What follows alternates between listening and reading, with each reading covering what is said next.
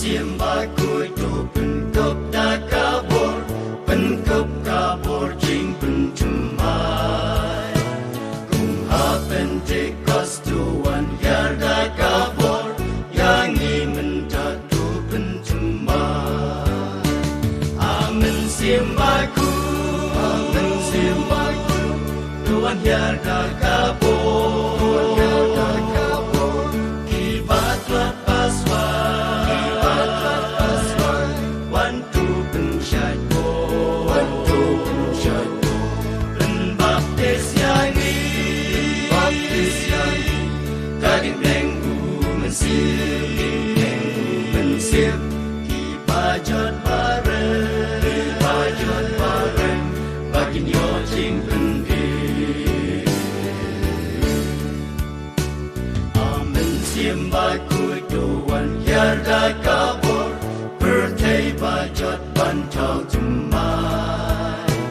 Kibat lepas waitu penkop dah kabur, penkop kabur jing pencemai. Amin siembahku, Tuhan yar dah kabur, Tuhan yar dah kabur. Kibat lepas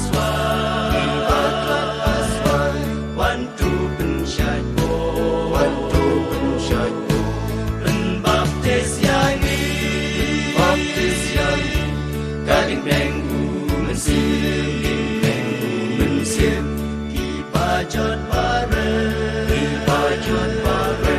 bakin yo jing pendir.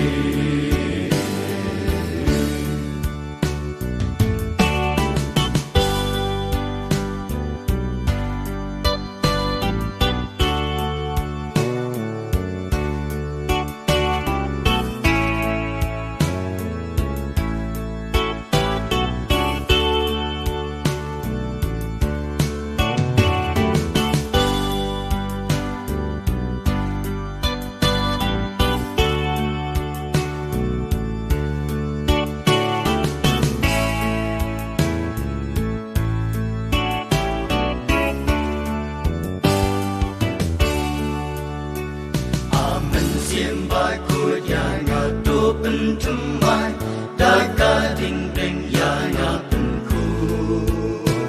Kadono jomna atrai tu tau temai, dah kaboru mensiembahku. Amin siembahku, Tuhan yar dah kabur, Tuhan yar dah kabur. Kibat lepas wantu pensyaitu,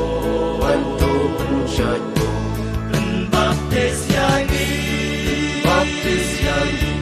gading minggu mensir, kibajot bareng,